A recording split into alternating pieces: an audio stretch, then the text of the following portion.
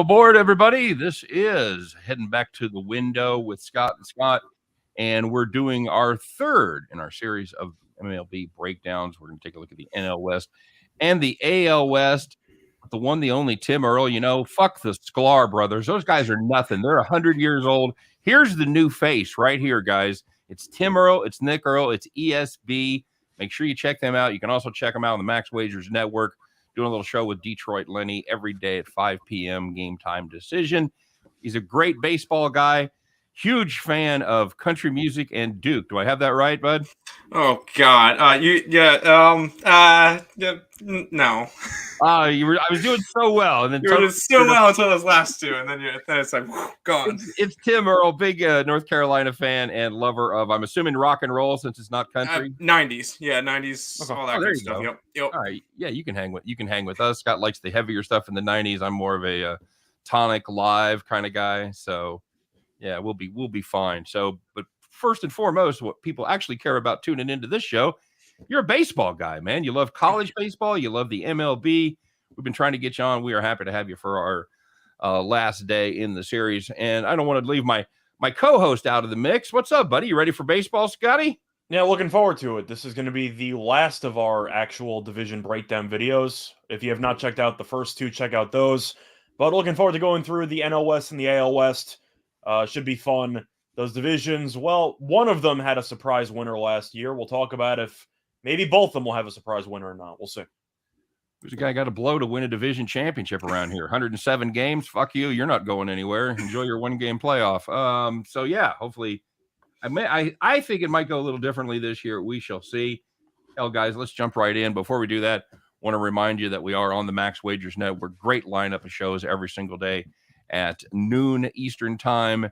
It is the one and the only Sean Higgs with Midday Money, followed by Allie Burns with Morning Wood. Allie's got Morning Wood over there at 1 p.m. It's going to be just Parlays at 2. Chris King, Jim Williams, yours truly, Scott and Scott, with Back to the Window every day at 3 p.m. Eastern, followed by these guys, Tim and Nick and Lenny at 5 p.m., taking a look at all the games of the night, injuries, line changes, things like that on Game Time Decision. So check out all those shows. But in the meanwhile, check out this one right here. Let's get started with the American League West. Of course, American League West is it's the Astros to lose, as they are the prohibitive favorite. Minus 170 is their odds. 91.5 is the win total. Scott, Tim, you're the visitors today. What do you think of this Astros team? They're just going to walk through that victory? No. I'll be the first one. I'm not going to be high on the Astros this year. I'll take the contrarian look, and I've already got the under 91.5. I don't even think they're going to win the division. I have a little bit of a different view on it. Astros did lose a couple of their players over the offseason. Didn't really make any big moves. Kind of a downgrade for them over the offseason. And one of their division rivals that we'll touch on a little bit later made some upgrades that I like a lot. And I just think this is going to be an off year for the Astros. Under 91.5 is where I'm going to go for this one. Well, it was definitely good news and bad news for the Astros. They brought back 8 of their 9 everyday players. The one they lost, Carlos Correa, it's kind of a, other than that, Mrs. Lincoln, how did you enjoy the play situation? Scott, what do you think? Have you got the Astros here? You laying that big price, or are you going to take a little spin on one of the other more friendly favorites? Well, when it comes to the division futures, I agree. I'm not taking Houston laying that price. The win total's tricky because they have been on pace for 95 wins in 4 of the last 5 seasons. Of course, they lost Greinke, Bud Verlander's supposed to be back, so the rotation should be pretty good. Correa was the main piece, though, because he was also the leader in the locker room, which is definitely going to hurt. I had a really hard time with this one because they are the class of division every year, and yet this number does seem a little bit high. I'm going to hold my nose and take the under as well, just because Houston, at what point do you think Dusty Baker wears out his welcome a little bit? Because it's happened at pretty much every spot that he's been in. And now you're a couple of years in. You've had a couple of disappointing playoff losses there. Now your team is a little bit weaker on a day-to-day basis. I am kind of wondering if Houston's going to take a step back. Verlander, we're not even sure is going to be the same guy after the serious injury that he had, so I'm not really sure how many eggs you can put in that basket. But for me, I'm going to go with a slight under. I think they'll finish with 89. I think they'll make the wild card, but 91.5 is a lot for a team that does have a decent amount of questions. Tim, let me ask you: are you low on the Astros because of who they lost, the pitching staff, or just the fact that other teams in the division have gotten better? I think that the Astros have gotten worse when other teams have gotten better, and the skill level in the AL West is just going to be a little bit stronger this year, to the point where they're not going to be able to roll over certain teams like they have been in the past couple of years. They're going to have a little bit more difficult time with some division rivals, and I just think that their win total is just a tad too high. I know they've won the division the past couple of years. I think this is their stepping back time. Okay. For the record, by the way, to actually look at the breakdown here, the Astros last year won 95 games. They went 49-27 against the division. So they basically just pick up on the awful teams there. Mm-hmm. A little bit fewer and further between. We'll get into one that I think is going to be atrocious this year, which I'm sure we'll agree on. But for the most part, the teams around the Astros have gotten better.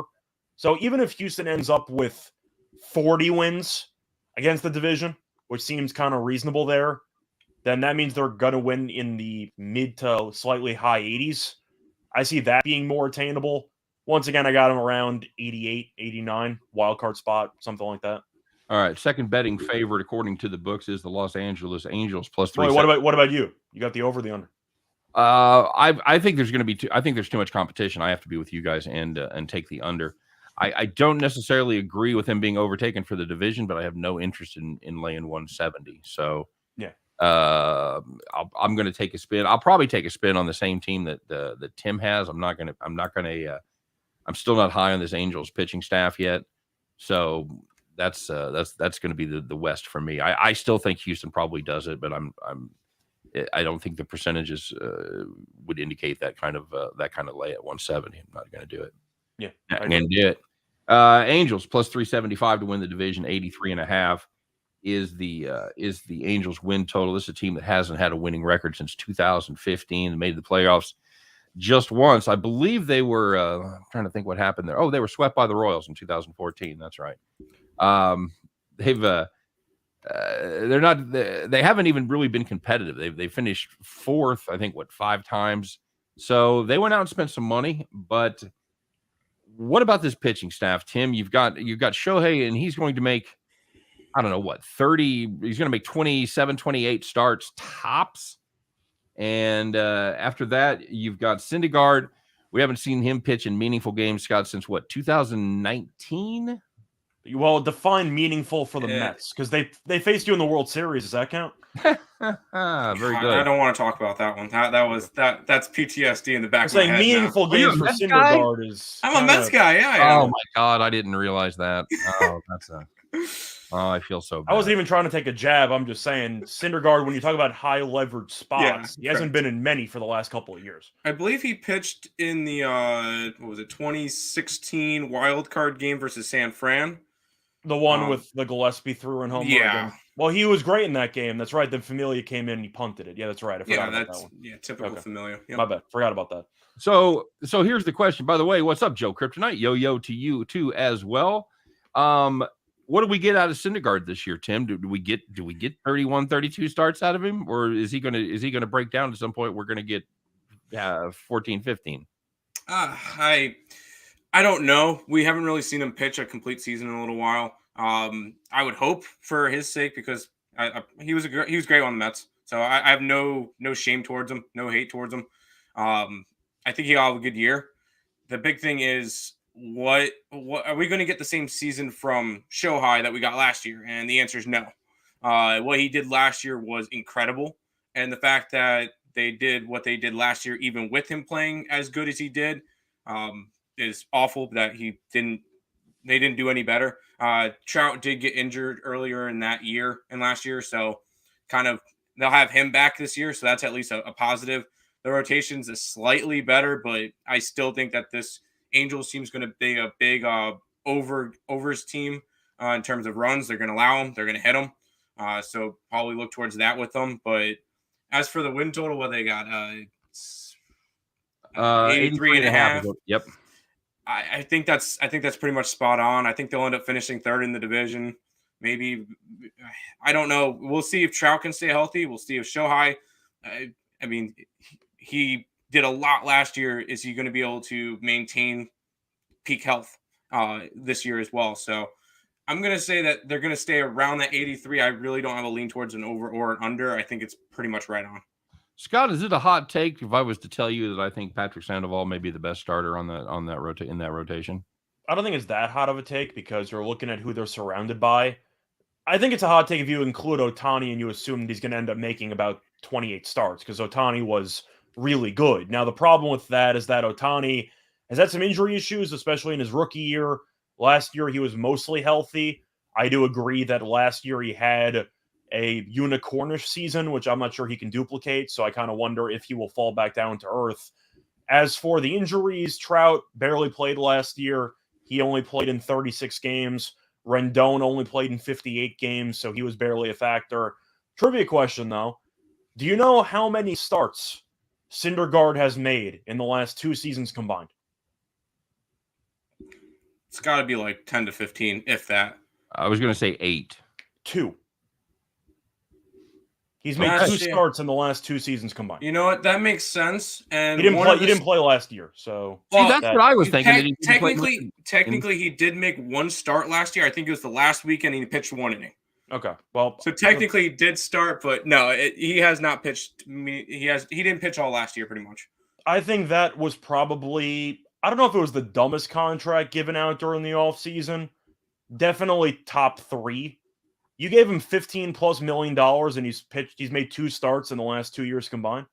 I have no idea what the Angels are doing. They seem to always invest in these pitchers with upside. The bright news for the Angels, they don't have Quintana on the team anymore, so the rotation might be a little bit better by subtraction. But I like the under for the Angels. I found 84.5 at -110 on BetMGM. They haven't had a winning season each of the last 6 years. And yes, I know Trout and Rendon should play more. They're both injury-prone players. It is what it is. Ohtani, I think, will get injured at some point based on the amount of just volume that he has to produce and just actually perform both on the mound and at the dish. And do you like the rest of the rotation? I don't. Do you like the bullpen? Of course not. Right. So it seems like it's the same team every year. You're just hoping injury-prone players stay healthy. And even if they do, it's not like they won many games with Trout anyway, because the pitching has always been terrible. So I like the under. I think they'll probably finish with around 81. I think every year we hear a lot of hype, and I think one of the reasons we hear it is because LA plays in a gigantic market, and everybody wants this team to be good. They want Orange County wants something to be able to compete with LA, and every year this team gets hyped. We've made these moves. We brought in Pujols. Look how good Trout is. We've got brand new pitchers, and every year we see the same thing. I'm with Scott. I think we've seen this movie before. If you can find 84.5, I definitely like that. Tim, where are you at on this Angel squad? Under, if anything, I think they get around the 81 to 80 win mark. Okay. I really don't like the Angels all that much. I think they finished 3rd, maybe even 4th in the division. Okay. I think a lot of it is honestly just team. I'm trying to think of the actual word for it, but it comes down from the ownership, which I don't think is very good. But when you constantly do the same thing over and over again, and it fails every year, and your solution every offseason is to overpay for a risky pitcher and hope it pans out, what are you doing? I believe they call that the definition of insanity, Scott. Yeah, well, I was trying to think of a specific word for it. I think the word you're looking for is ass-hattery. I was going to say incompetence, but that works too. I mean, they tried to get Bundy. They tried that experiment. Didn't really work out. Oh, they got him. They tried Quintana. That didn't work out. But they tried Tehran. You remember when Tehran signed there? And that was a disaster too. What a moneymaker that was. Syndergaard could be good, but I'm not going to put all my eggs in the Syndergaard basket when he's barely pitched for the last 2 years. Yep. Agreed. All right. So now I know this is the team that probably all of us want to talk about the most. The Seattle Mariners, they have the same win total as the Angels at 83.5, but they have a little longer odds to win the division at plus 450. You and I, we were all talking about this before the show got started. They basically traded Yasiel Kikuchi, which if you're not a Cooch fan, I don't know what's the matter with you, but they basically they sent him to Toronto, or he signed with Toronto. Robbie Ray, who won the Cy Young, of course, for the Blue Jays last year, he ended up signing with Seattle. As much as I loved the Cooch, I think Seattle got a little better deal here. Tim, I know you're high on this Seattle squad. Tell us why. Yeah, real quick. I saw in the chat, Orioles straight money. They got 3 runs in the bottom of the ninth to win today. Holy crap. Anyways, sorry, I was riding the Orioles and Tigers today, and they both, I saw that in the chat, and I had to check that one. They won 7-6 over the Rays. Anyways, the Seattle Mariners, yes, this is probably the team I'm the highest on this year. They're one of the 4 teams I have a World Series ticket on. It's 28-1. I have their division at 475 or 450 to 1. I have them to win the AL. I have them the over 83.5. I am really high on this Seattle team. The Utah primary. He's down on this team. Yeah, this is one of the teams that I'm high on, to say the least. They've made a lot of improvements, and they were this close to making it last year. And they got almost the same team plus some upgrades. They definitely did really well in the trade deadline or offseason to get certain players. Robbie Ray added on to the staff is going to be fantastic. If Chris Flexen and Logan Gilbert have good years again, this team's going to be dangerous. I think they have a legit shot to win 90 games this year. I think there's a really good team. A lot of people might be sleeping on them. They might be dogs good chunk of their games. And this is one of the main reasons why I think the Astros go under is they play 19 games, and I think the Seattle Mariners can beat them 11 to 12 times. I think it's going to be more of a one-sided affair with the two teams, and I'm high on the Mariners this year. This is one of the teams that I really like. I like some of the bats they have. I think these kids are kind of figuring it out. Kalinick looked like 2 different players last year. He was absolutely nails from about mid-August on. You've got France Lewis, Mitch Haniger. And you talk about the arms. That's a fantastic rotation. I'm not sure about the bullpen, but I think you could pretty much just make a recording of that and say it on about 2/3 of the teams we're going to talk about. And they also picked up Jesse Winker from the Reds, and that's going to be another big bat that's in the middle of the lineup that I really like. That's right. That's absolutely right. Yep. They've got a kid in Justin Dunn that I think is he's just a strike thrower. You look at him and you're like, he doesn't look like anything special, but then all of a sudden you look up and he hasn't given up any runs. He's given up 3 hits in 6 innings, and the kid can just flat out do it. Scott, are you as high on the Seattle team as Tim and I? I don't know about insanely high as in World Series ticket, but I like them to be a serious threat to win the division. And I think for those odds, I think that's a great deal. You said it was around plus 475. I feel like they definitely are going to be, worst case scenario, the second best team in this division. So plus 475 for a team that has a shot at it, I definitely like. As for the actual breakdown for the wins, I like the over. We know last year they won 90 despite having a run differential of negative 51. It's the perks of Chaos Ball. But you're looking at the moves they made during the offseason. You mentioned the Robbie Ray acquisition. They got Winker. They got Suarez. They got Adam Frazier. They did lose Seager, who was the leader in the locker room. And Suarez is basically a righty Joey Gallo. I mean, he'll strike out a bunch. He'll hit about 190, but he'll hit you 30-something home runs. But the pitching for the Mariners is underrated. The bullpen with Sewald, etc., is pretty good. And I do like the moves they made to the actual lineup. I do think that one X factor for this rotation will actually be a former Yankee prospect, Justus Sheffield, who has kind of struggled so far with his career. He's had some flashes every now and then. He's shown glimpses, but if he can actually piece it together and have even a mediocre season, borderline, I'd say, 10-10 record, then Seattle will be in good shape because he's basically their 4 or 5. But they have some upside on the back end of that rotation, which could work out. I do like the moves, though. I like the manager. I think they're well coached. And I do think this total's too low. So I like the over. Okay, very good. Yeah, I mean, Sheffield's the 5 in that rotation. That's what I'm saying, though. But I do think that he might have something there that he has not shown yet. Yeah, if you get 10-10 out of your 5, I think you're happy. Mm-hmm.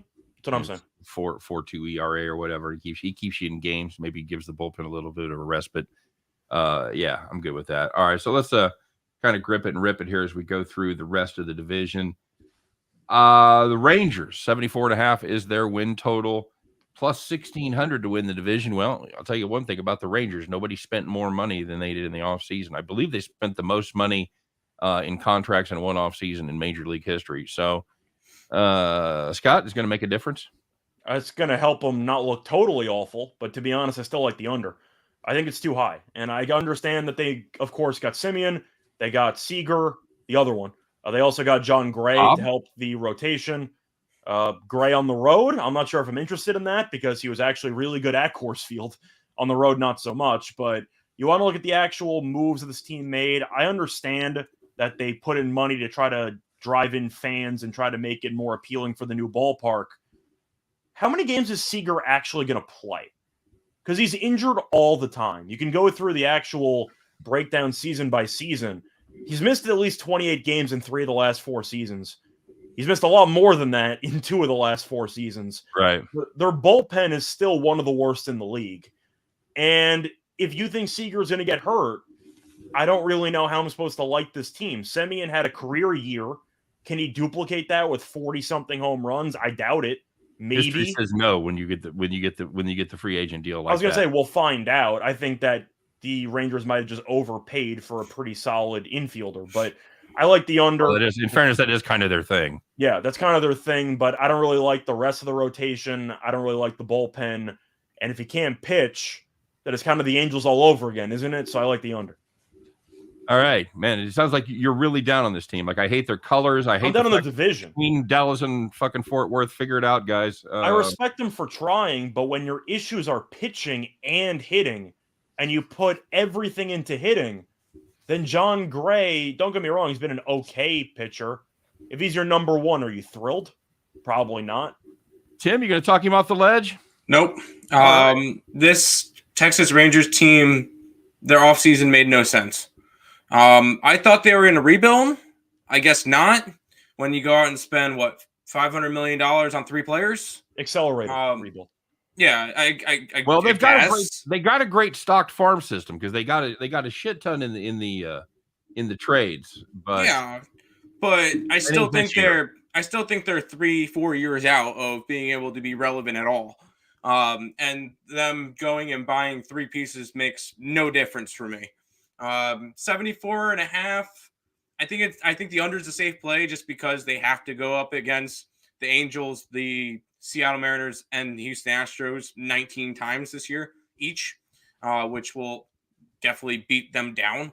I don't think this Texas team is going to be good. One thing that we will make money on is betting Texas Ranger overs because they can hit and they cannot pitch. Their bullpen is awful. Their starting pitching is awful. They did nothing besides Gray. No, I'm not a fan of this Rangers team. I don't think they're bottom last in the division, but I don't think that they're an over 74. I don't even think they get close. Probably 70. This feels like the A-Rod Rangers all over again. I know that there's 2 good players that you're kind of combining to join into A-Rod, but they didn't really win many games with one of the best players in the league because the rest of the team was awful. And it feels like it's the exact same situation. Yeah, I kind of tend to agree with that.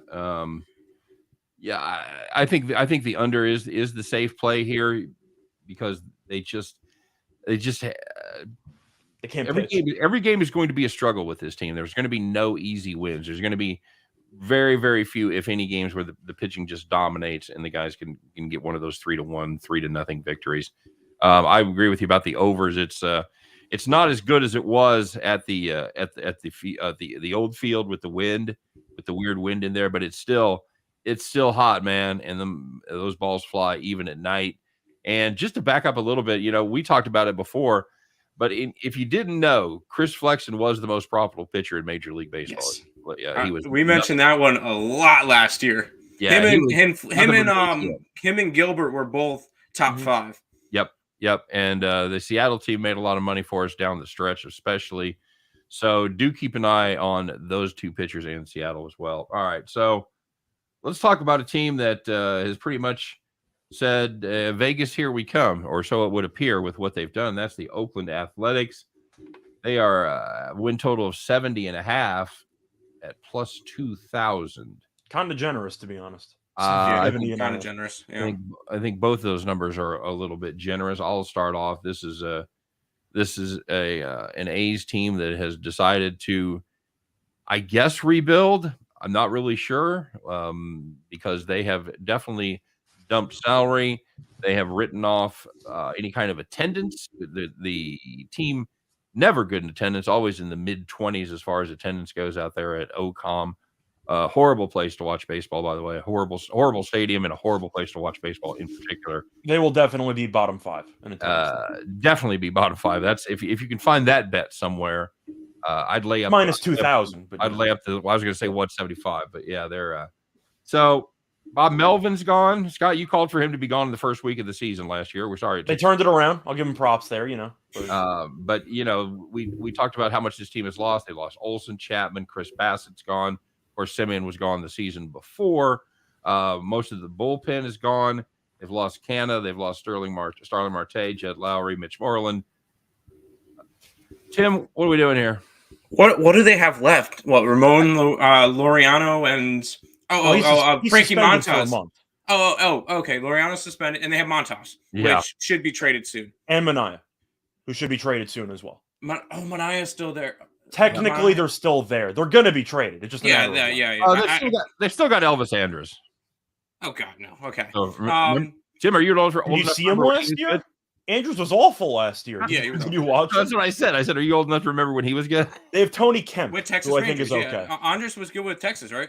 Yeah. I remember him. That's a scary rotation. Manaea, Montas, Cole Irvin, Caprillion, and Jeffries.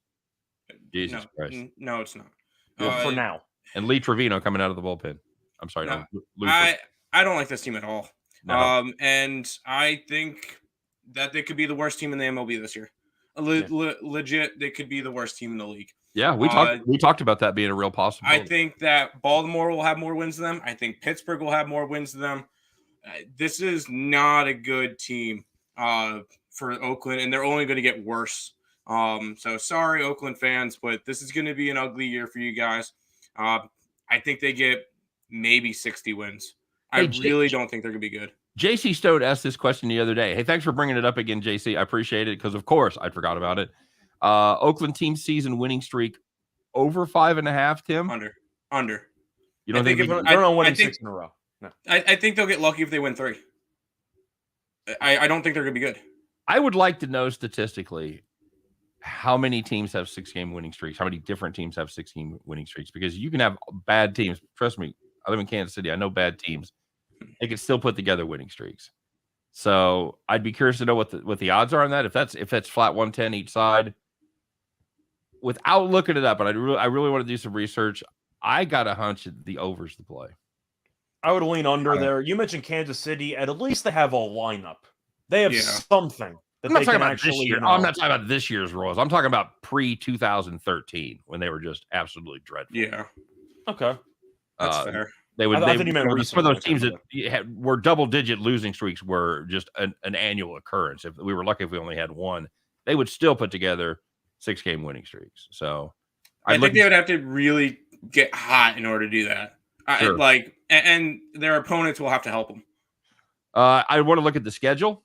I want to see how the schedule broke down. If you've got 3 against Texas and 3 against Baltimore.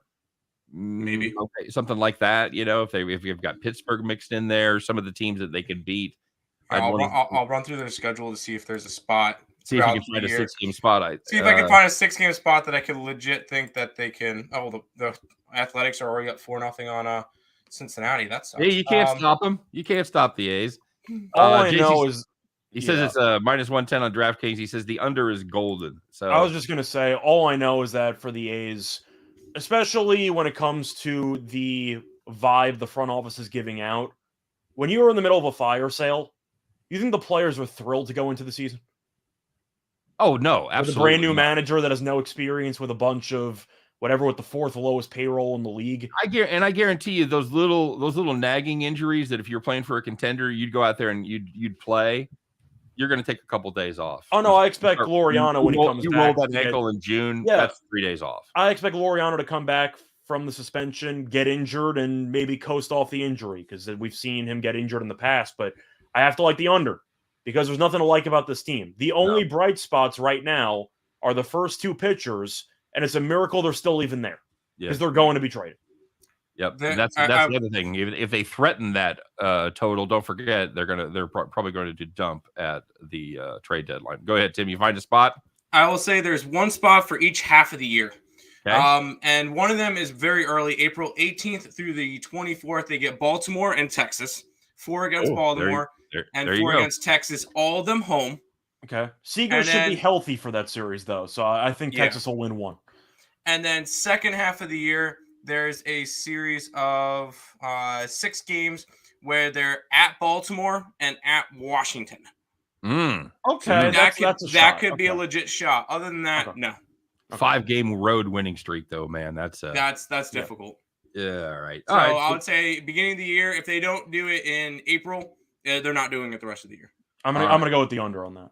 Yep. Yeah, I'll take a slight lean on the over. Something happens that's surprising, and they win. You're hoping the kids come up in like I don't know, July and give some life. That's certainly possible. All right, so let's recap that division real quick, and then we'll kind of step on the gas here for the NL West. We Tim likes Seattle. Scott, who's your division champ there? I'm picking Seattle for the plus 475. Yep, I'm with you. Just for the value. I still think Houston wins the division. I would be a player at 125, 130 maybe, but 170 I have no interest there at all. So for me, until you show me something different, I know there's great stories with a couple of these teams, and they certainly could make the move. Until I see it, I would probably bet I'd bet the favorite. But again, too steep. Give me the Mariners plus 450. And your favorite play as far as win totals. I'll start off. I've got to say, I think this Oakland team has been given way too much respect. I think they lose 90 plus. I've got the under 70.5 there. Tim, what's your favorite play as far as the win totals go in this division? Either Seattle over or Houston under. One of the two. Okay. Either one. Scotty? For me, it's either going to be Oakland under or it's going to be the Angels under. Just because the Angels are projected to have a winning record every year, and they haven't had a winning record in 6 seasons. I don't know what people are waiting for. Like, this team is the same team every year, and I also expect Syndergaard to get hurt. No offense to Tim, but he kind of has a history of getting hurt, so we'll see. You're not offending me. He's on the Angels. I don't care about him anymore. I'm just saying, though, you have a strong connection just based on his past experiences with the team. If I had to pick my favorite play, though, I would probably go with the A's. 70.5 sounds low, but losing Melvin for a manager with no experience at all to handle this dumpster fire roster with the 4th lowest payroll and a team that's going to be actively selling off Minaya and Montes and Laureano potentially, who's also suspended for a month, it's going to get ugly. And when you think it can't get lower, there's going to be a deeper hole to be found later on. I'm going with the under because this team is actively trying to lose. I think they'll lose a 95. Smell that? It's a Disney movie. I smell a Disney movie. Here come the A's. It's improbable. It's unbelievable. No, not going to happen. What is it, Major League 4? Yeah, Major League 4. It's really what the roster seems like, where the owner is just trying to actively tank the team to move it to Las Vegas. Yeah, it's really just the same exact plot as the first one. Well, it's like how much, what's the lowest amount of money they can spend before because you got to save money. Those moving trucks are fucking expensive. You're going to be walking over in Moneyball. Can you give us a bigger payroll? And he said, bigger payroll? Oh no, I can go lower. And he somehow reduced the payroll, which didn't even seem possible. Yep. But no, they're not going to pay for anybody. Well, did you see how much Oakland paid for in contracts over the offseason? Zippo, nothing. Nothing. Absolutely nothing. Their payroll is what, 40? Like a little north of 40? They spent $0 on free agency this offseason. Nothing. Good point. They got worse at every single position group, and the idea is we're going to save money and ship it off to Vegas. So they're not even trying to make it look good. No, like if it was the NBA, they would be fine for tanking. Yeah, like, absolutely. It's that obvious. All right, let's go to the West in the National League. Dodgers 97.5 minus 225. This is the team we talked about at the beginning. 107 wins last year, good for second place. Tim, the Dodgers, Scherzer's gone, Seager's gone. Those brothers just can't stay anywhere. What do you think? Do they reload? They retool? Oh, I mean, they already have. Hearts? What do they do? They'll be good again, unfortunately. At 97, I kind of want to take the contrarian approach and go under it again. I know it didn't work out last season, but I feel like 97.5 wins. That's 5 games lower than it was at the beginning of last year. I think last year's win total for them was 102.5. That's exactly right. That's And now it's 97.5. That's telling me under. The fact that, I mean, they have made a couple of moves. They brought in Freddie Freeman, which probably was one of the biggest moves of the offseason. But you got to keep in mind, they get 18 games against the Diamondbacks, 18 games against Colorado, 18 games against a Padres team, which we'll get into in a little bit. I think that this Dodgers team is going to win some games. 97.5 just seems like a lot to me. And obviously, I'm not, what are they to win the division? Minus 180, 200, whatever it is. I'm not paying. Whatever it is, it's too low. I'm not, if I'm going to bet a future, I'm not laying minus money to do it. Can't do it. So I would take a shot rather on some other teams. But I'm probably just leaving the Dodgers completely alone. Yeah, that's for me. That's the same thing that I felt about Houston, where, you know, I like the team, they dominate the division, but the price just makes it just too steep, to do it. I'm going to whisper something about the Dodgers that people haven't talked about for a long time. I've got questions about this pitching staff. You know, obviously Urias is good, the only 20-game winner in the majors last year, but while we've got Buehler at the top, what are we going to get out of Kershaw? Because most of last year he looked like he might be close to done. I mean, he was also injured again. Yeah. Well, what is that not a factor? That's the point. You know, so you're going to pencil him for what, like 22 starts, maybe, assuming he has a hamstring issue at some point. Yeah, I think that's generous. Yeah, I think that's top in. He's going to have a hamstring issue at some point. You know what's going to happen. So if Kershaw is okay, if he's worthy of a number 2 spot in the rotation, you got Buehler, Kershaw, Urias, that's fine. You guys sold on Heaney and Gonsolin? Well, you got more than Heaney. Yeah, you got to hear me out on one question though. You got to bring it up. Is Bauer coming back? I think so. I'm not sure when, but I think so. Because if he shows up, of course, he would be the number 2. Maybe even number 1. I think Buehler's 1, in my opinion. Oh, yeah, never mind Buehler. But, yeah, it's strong. Just saying, because you're mentioning rotation. If Bauer does pitch at any point, let's just say fair. He comes back June. Mm-hmm. Something like that. Do you still have questions about the rotation? No. I don't. I don't have any questions about this team. But the only question about this team is, when are they going to choke in the playoffs? Yeah, but of course that means that they're probably going to win 100 games and make the playoffs. So yeah, there you go. All right, Scott. By the way, I don't think Bauer's going to play for the Dodgers again. That's just a hunch. I think they're going to try to wash their hands and see if they can trade him for whatever they can get, pick up some of the salary, not have to eat all of it. Could be wrong. He could be back. I just think the Dodgers. Well, everything was dropped, right? Everything was dropped. Yeah, correct. But he's still got to face discipline from the league. Mm-hmm. And I just think that I got a feeling about the Dodgers ownership, and I think he will play again. I just don't know there's for the Dodgers. Scott, what do you got here? 97.5. You interested? I understand the idea of being afraid to take a high win total over. Yep. I love the over. Yep. It's actually my best bet for the entire division. Just because when you look at the actual team, I know the questions with the rotation. I get it. I'm penciling Bauer to come back in by June or July. So I do think that'll help. Plus, we know the Dodgers will trade for a pitcher if they need one, because they buy the deadline every year. But you look at the lineup, this is one of the best lineups I've seen in my lifetime. It's just a no weakness lineup. I guess the weakness is Bellinger, who's been pretty awful for the last year and change, but he was good in the playoffs, so maybe he can carry that over. I know he's been brutal in spring training, though. But Trey Turner, you got both Turners. You got Taylor, Freddie Freeman, you got Muncy, you got Betts, who was injured for a decent portion of last year. The lineup's nuts. The bullpen, I know they lost Jansen. They got Dakota. They got Daniel Hudson. They got Trinan, who's been a closer before. Gratterall as well. So the bullpen doesn't bother me. But I really like this team. I'm not going to be Dave Robertson guarantee a World Series championship, but I think they should win 100 games. And if you're talking about the fact that they won 106 last year, I'm not expecting them to win 9 fewer. Give me 103, another division title, maybe a playoff loss, but 97.5 for the Dodgers sounds pretty low. I love the over in this spot. I'm with Scott.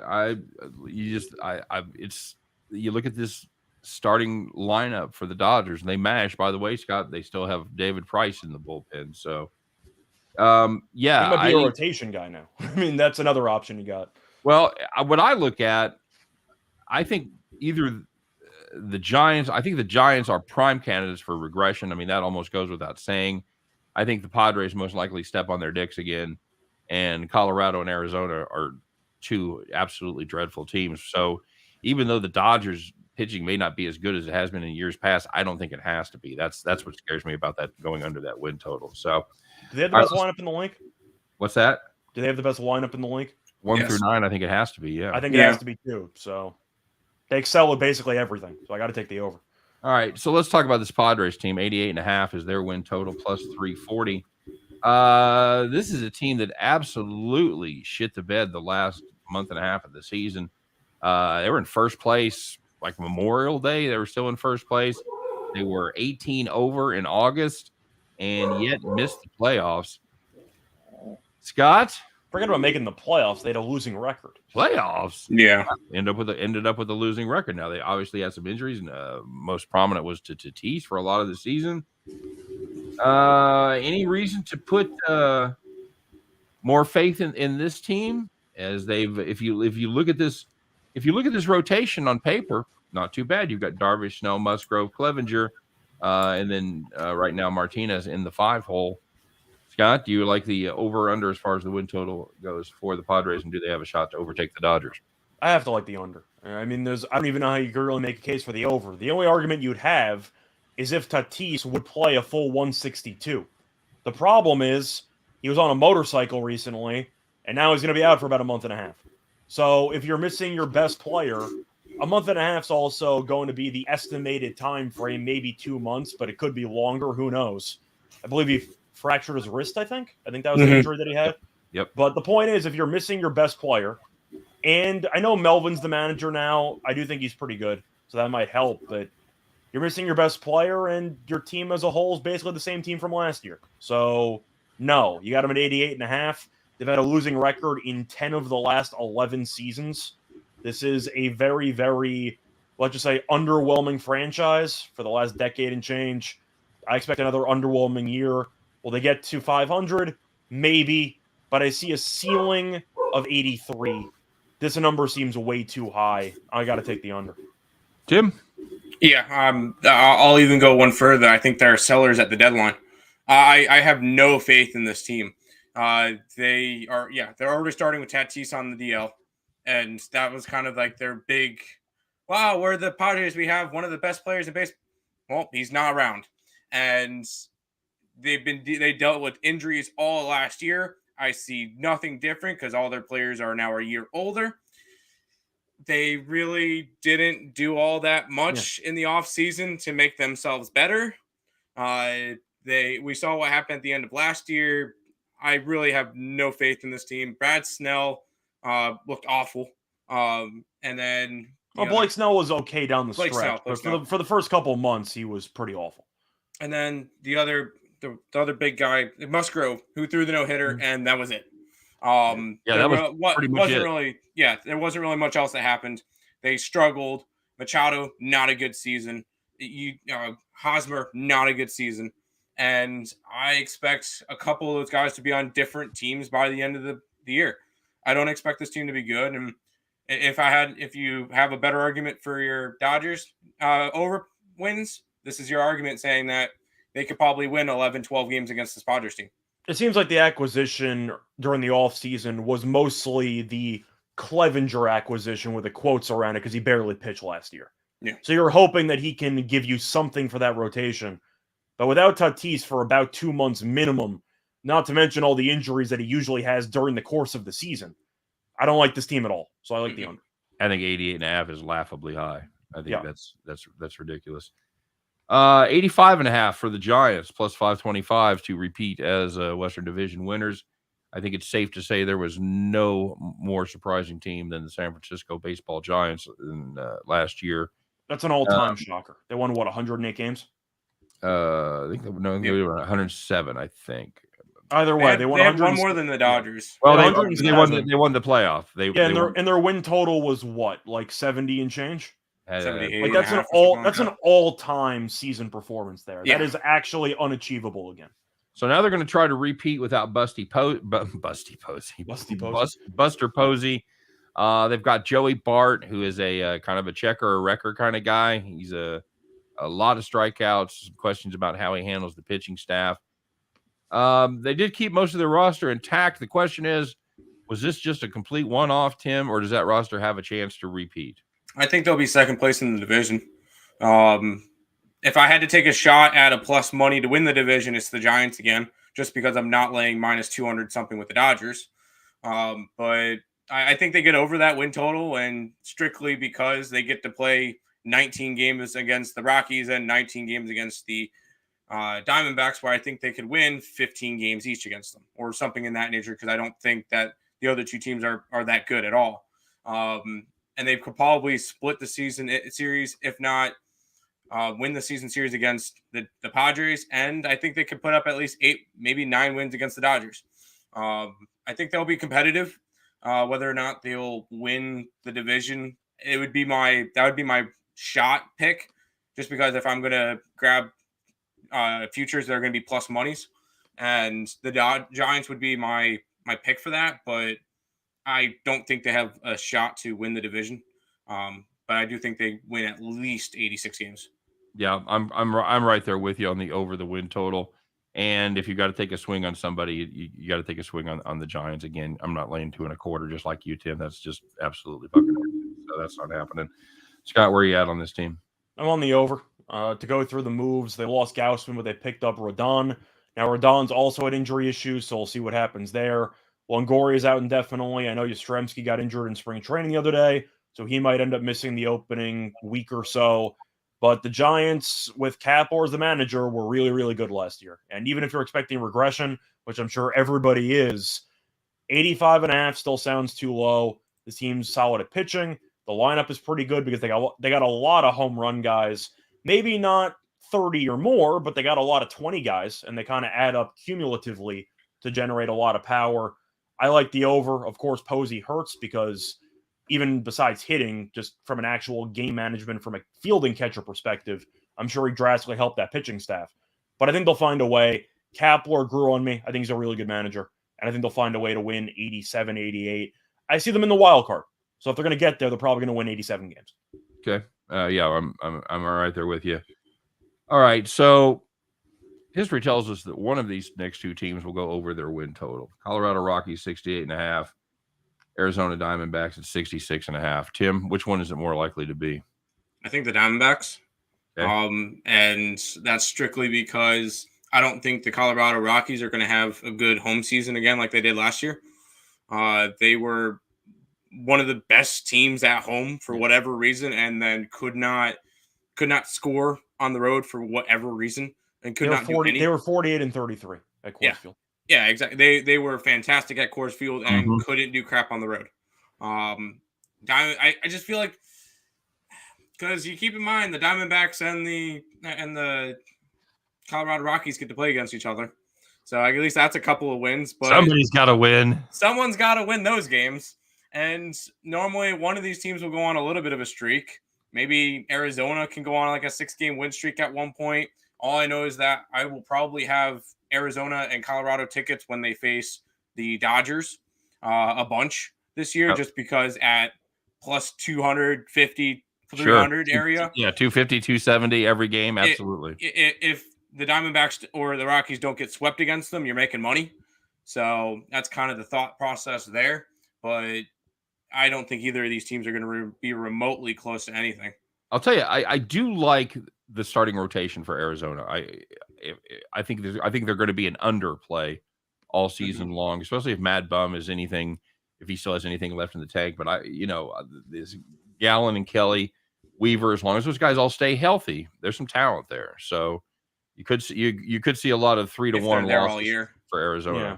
Well, you said if Gallen is behind schedule, so he's going to be out for at least a month. Very true. Well, you've got Taylor Widener, who was wildly inconsistent last year. Scott, what do you got here on these two teams? Because we're gonna bring it home and get Timmy out of here and make sure he gets onto his show. Yeah, when you're mentioning which one of these teams are going over, I'm actually going Colorado. Even though they lost Story and they lost Gray, I actually didn't mind their offseason. They got Chris Bryant. They got Kalame for the bullpen. They got Chad Kuhl to be the number 5. Okay, 5th starter. They got Grishuk. They got Iglesias to help the defensive aspect, shortstop. And they're good at home. So at least they're good at something. But you pick up Chris Bryant. You buy some pieces at the free agency market. I don't mind 68.5. I think they'll get to 70. It's a low number. At least they got something in free agency to replace Story. I don't mind it. If I was picking over on one of these teams, I'd pick the over on the Rockies. Diamondbacks address the bullpen. They got Ian Kennedy. They got Melanson. The issue is they're never winning. So I like that they got an 8th inning and a 9th inning guy. But if you're always trailing after 7 innings, then what's the point? Am I missing something? Right. Nope. So I'll go with Colorado if I have to pick an over from one of those two teams. So it's like putting a spoiler and really nice wheels on your 2002 Corolla or something. It just doesn't make a lot of sense. But I mean, the Rockies won 74. I know the home record was crazy, but with acquiring Bryant and company, do I expect them to get about 7 games worse? I really don't. I think they'll finish with 70. I'm with Tim on this one. I like Arizona at 66.5. I'll take the pitching over that wildly inconsistent Colorado Rockies team. I think they're due for regression at home. I think the team they were on the road is a lot closer to the team they actually are. So, I don't see them going 15 over at home again. They might finish with a winning record, but that's going to cost them some games right there. I would pick Arizona if Gallen was actually healthy to start the season, but since he's not, I kind of pivoted. Fair enough. All right, guys, and let's bring it on home. What's your I think, do we all like San Francisco there just for the value? Are they the NL version of the Seattle Mariners? Yeah, but I think the Seattle Mariners actually have a shot to win the division. Yeah, you really like the Mariners. Yeah, I really like the Mariners. Yeah, see, I just kind of took them by default, kind of the same way I took the Giants. Scott, you got the Giants here too. Is anybody else that provides any value for you? Truth is, when it comes to value, I guess the argument would be the Dodgers, but of course they're laying money. So if you're picking any long shot, you could even go with Dodgers and Giants and just dare anybody else to beat you if you want to go for an arbitrage situation. You could. Because I really don't think the Padres have a shot. Yeah. So bet the Dodgers, bet the Giants, and you're probably automatically winning money. Well, you don't think the Diamondbacks have a shot? No offense to the maybe if they bring back like Prime Chilling and Johnson, then maybe. Oh yeah, but that's the case, yeah. Luis Gonzalez, from 01, maybe, but no, I don't think so. But you have any thoughts on that arbitrage play? Because it seems like it's really a 2-horse race, but Dodgers are clearly leading the way. Why not? Well, explain to people what you're talking about. You're talking about laying minus 225 on the Dodgers to win 100. Or you're talking about laying 100 to win 450 or so on somebody else, or 500. Yeah, on the Giants. And then if one of those teams win, you make money. And if any of the other teams win, then you lose both. But you don't necessarily make money, because if the Dodgers pay 225 to win 100, bet 100 on the other game, you push. Well, what are the Giants? You would want to bet a little bit more on the plus money one. You would put pretty much the same amount down on whoever. So if you're doing the minus 225 and then the plus 475, you would probably just put down $250 on each one. And if either of them win, you're profiting. Even if the Dodgers win the division, you're slightly profiting. If the Giants win, then you're in a big payday. So you can determine how you want to break it down either way. You can guarantee profit or free roll the Giants. But if you get minus 200 and plus 500, and you think no other team has a shot, then why not take a shot at it? Yeah, it's just determining which of the teams you think has no shot. I mean, we did that for the AFC West. I said take the Chiefs and the Chargers. One of those teams will win the division. And you made money. Yeah, same idea. Absolutely. All right.